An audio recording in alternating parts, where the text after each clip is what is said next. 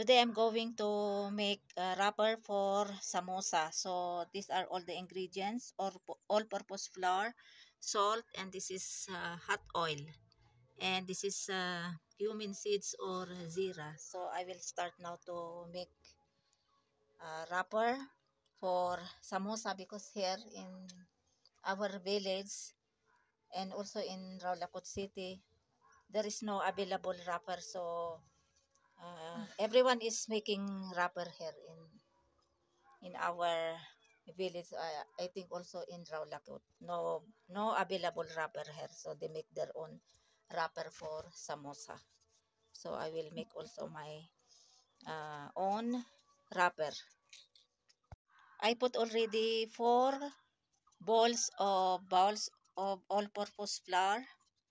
I use this one, and now we will put salt here, 2 teaspoons salt, and this is 4 tablespoons of cooking oil, but I will not put all this one because I think this is too much. So enough this one.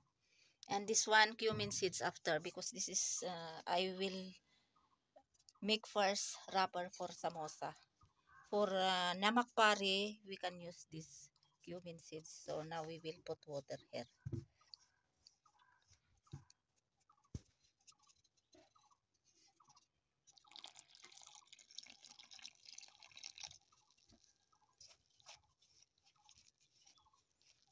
Must be we have to put enough water here.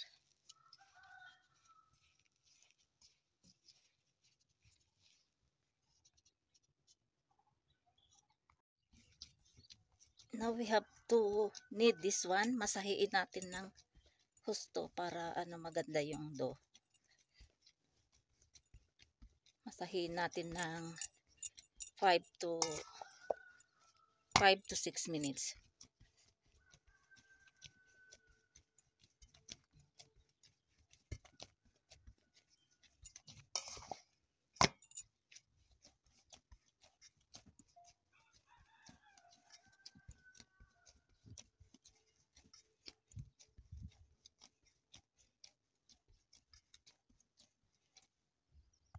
This is for samosa wrapper, so I make already separate. So this one I have to put this cumin seeds or zira for namak pari.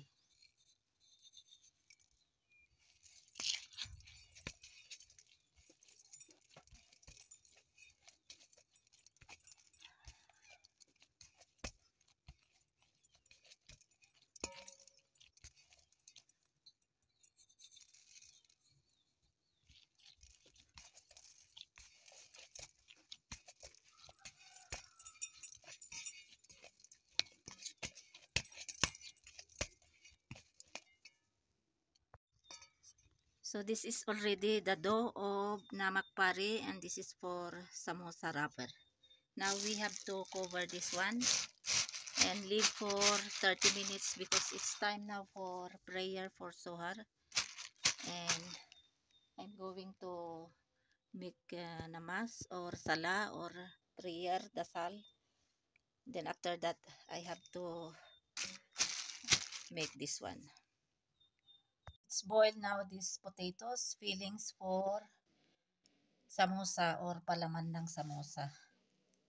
So ito takpan natin para ito pala yung pinakapayong.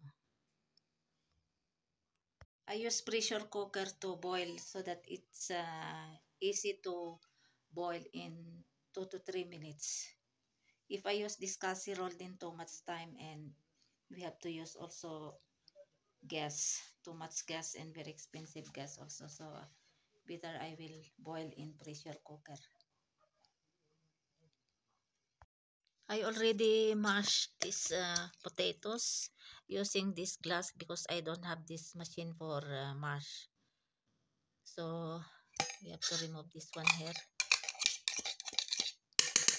And now we have to, I put already coriander seeds here. And we have to put also chili powder. This is green chilies, salt, and coriander leaves. Now we have to mix together here. And we have to mix now. Ito yung palaman, fillings ng samosa.